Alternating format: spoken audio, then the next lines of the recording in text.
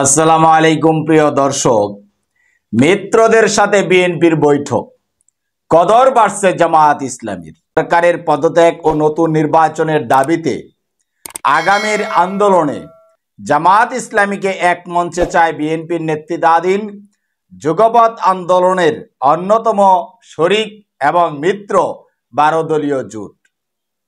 তাদের পরামর্শ, বিএনপির বাইরে সাংগঠনিকভাবে জামায়াত ব্যাপক শক্তিশালী, তাই মাঠের আন্দোলন সফল করতে হলে জামায়াত ইসলামীকে লাগবে। ডান বাম এবং ইসলামী গড়ানোর সবাইকেই ঐক্যবদ্ধভাবে রাজপথে নামতে হবে।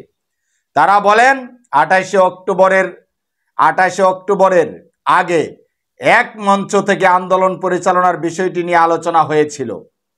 আমরা তখন এক মঞ্চে প্রায় চলে এসেছিলাম, কিন্তু যুগপথের ওই একটি শরিক দল ও জোটের বিরোধিতার কারণে সেটা সম্ভব হয়নি।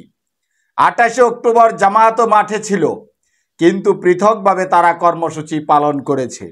ওই দিন সবাই ঐক্যবদ্ধভাবে আন্দোলনে নামলে পরিস্থিতি ভিন্ন হতো, পরিস্থিতি পাল্টে যেত। রোববার 12 মে বিকেলে রাজধানীর গুলশানে চেয়ারপারসনের রাজনৈতিক কার্যালয়ে বিএনপির লিয়াজু কমিটির সঙ্গে বৈঠকে তাদের এমন পরামর্শ দিয়েছেন 12 দলীয় জোটের কয়েকজন শীর্ষ নেতা। 28শে অক্টোবর যদি জামাত বিএনপির সাথে থাকতো, সেই দিন ঢাকায় একটা কিছু ঘটে যেত, পরিস্থিতিরও পরিবর্তন হতো। যেভাবে লেজ গুটিয়ে বিএনপিরা সেদিন পালিয়েছিল, জামাত ইসলামী লেজ গুটিয়ে এভাবে পালাতো না। একটা কিছু ঘটতো, সরকারেরও পরিবর্তন হতো। এটা বিএনপির সবচাইতে বড় ভুল ছিল। 28শে অক্টোবর তারা জামাত ইসলামীকে, 12 দলীয় জোটকে, বাংলাদেশের সকল সরকার বিরোধী রাজনৈতিক দলগুলোকে একত্র নিয়ে তারা রাজপথে নামতে পারে নাই। এটা বিএনপির ব্যর্থতা, যেই ব্যর্থতার কারণেই আজকে বিএনপিকে ক্ষমতার বাইরে থাকতে হচ্ছে।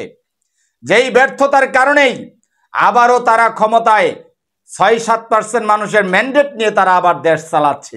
এটা বিএনপির ব্যর্থতা। প্রিয় দর্শক শ্রোতা, তাই জামায়াতের কদর এখন বাড়ছে। তারা জামায়াতের প্রয়োজনীয়তা এখন ফিল করছেন, জামায়াতের প্রয়োজনীয়তা অনুভব করছেন। জামায়াত ইসলামী মাঠের শক্তিতে, রাজপথের শক্তিতে বিএনপির চাইতে কোনো অংশে কম নয়, বরঞ্চ বিএনপির চাইতে আরো বেশি শক্তিশালী। আজকে অনেক রাজনৈতিক বিশ্লেষকরা এটাও মন্তব্য করেন।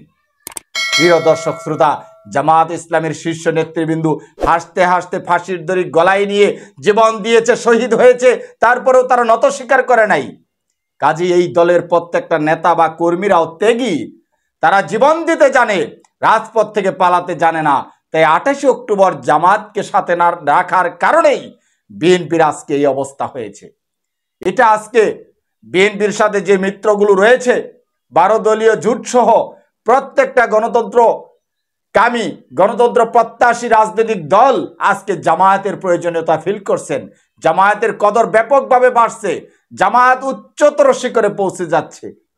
প্রিয় দর্শক, এই জামায়াত ইসলামী এবং বিএনপি সহ বাংলাদেশের যত সরকার বিরোধী রাজনৈতিক দলগুলো আছে, তারা যদি একত্র হয়, আজকে অনেকেই মনে করেন তাহলে সরকার পালাতে বাধ্য। আর যদি একত্র যতদিন হতে না পারবে, একত্র হয়ে এক মঞ্চ থেকে যতদিন কর্মসূচি পালন না করতে পারবে, ততদিন এই সরকার ক্ষমতায় থাকবে এবং তারা তাদের সুবিধা মতোই দেশ চালাবে। বিএনপি এককভাবে বা পৃথকভাবে আন্দোলন করে কোনো দিনও এই সরকারকে হটাতে পারবে না, বিদায় নিবে না, আন্দোলন সফল হবে না। তাই আন্দোলন সফলতায় পৌঁছতে হলে সকল দলকে এক প্ল্যাটফর্মে এসে এক জায়গা থেকে ডাক দিতে হবে, সরকার পতনের ডাক। সরকারের পতন নিশ্চিত যদি এক হতে পারে, একসাথে আন্দোলনে নামতে পারে। প্রিয় দর্শক, বিষয়টি আপনারা কিভাবে দেখছেন কমেন্ট বক্সে জানাবেন। ভালো থাকবেন। আসসালামু আলাইকুম ওয়া রাহমাতুল্লাহ।